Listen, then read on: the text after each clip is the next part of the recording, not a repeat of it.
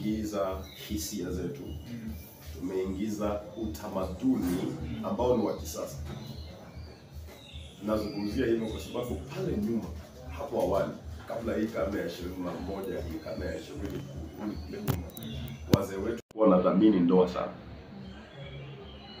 Hiyo ndio kwa sababu wengine wetu tulizaliwa, msichana alikuwa akizaliwa alikuwa anajua kwamba jukumu langu litakuwa, kwanza alikuwa anafundishwa namna ya kushughulikia mumewe, anafundishwa namna ya kushughulikia watoto wake, kwa sababu alikuwa anaandaliwa, maandalizi yalikuwa ya kimama, unaandaliwa kuwa mama.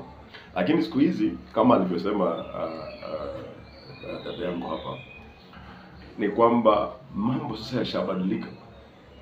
Sasa ndoa sasa si jambo la kimsingi tena. Sasa ni taaluma zetu, sasa ni maendeleo. Na kuna mtu alisema wanawake wa siku hizi walienda Beijing wakarudi na bei ya chini.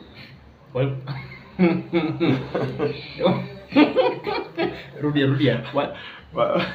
Walipoenda Beijing walirudi na bei ya chini. Kwa nini? Kwa sababu sasa mwanamke sasa amefundishwa kuwa independent, kujisimamia. Kando na hapo awali ambapo mwanamke alimtegemea mumewe. Aliyekuwa na pesa alikuwa na mume. Aliyekuwa na masomo nani? Mume. Lakini sasa kuna kitu kinaitwa women empowerment. Na mwanamke atakaa katika taasisi ambayo anaitawala, si ambayo anatawaliwa. Lakini mwanamume naye ameumbwa, kimsingi mwanamume ameumbwa kutawala. Kweli. Kwa hivyo sasa kuna watawala wawili.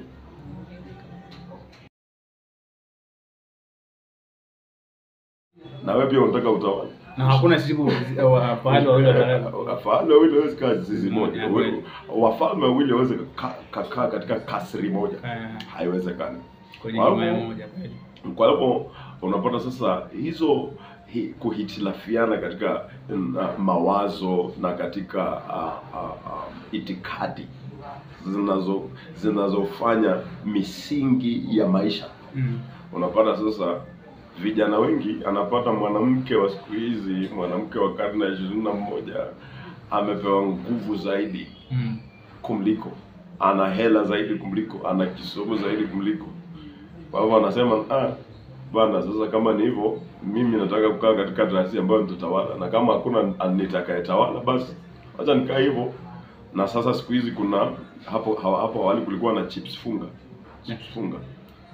Ukiwa na njaa, uhitaji kupika, nenda tu pale sokoni, pata kuna vibanda pale, chukua chips, ashakumsimatusi. Kweli. Lakini sasa vijana sasa wanasema, ni nini ninachohitaji katika ndoa hii? Watoto, sio? Naweza nikapata msichana huku nje, nikampa mimi, nikamzalisha mtoto. Basi nikiwa katika hali za wanadamu, mwili wangu kitamani, basi nikanyage pale nje nitafute chips funga. Tukishamalizana pale tuachane.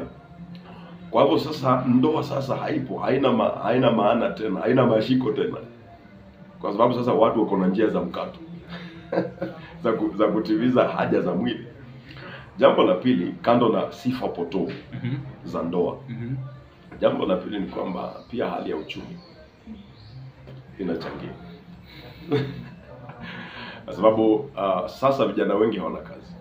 Vijana wengi hawana hata mashamba, wana kisomo ndio.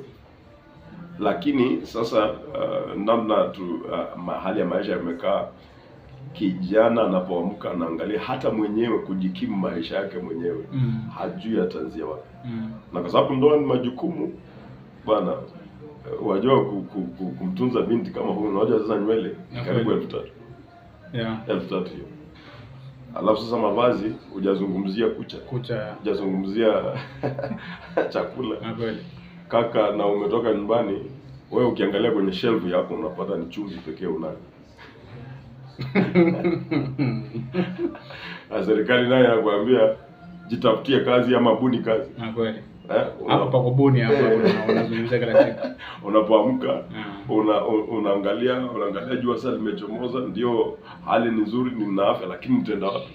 Kama sitaweza kujikimu mwenyewe, sasa nitaweza kujikimu. Na mwanamke anapokuja hali ushuhuda, anakula chakula na sasa baada ya muda si mfupi, baada takriban miezi 9 na dakika 15 mna mtoto.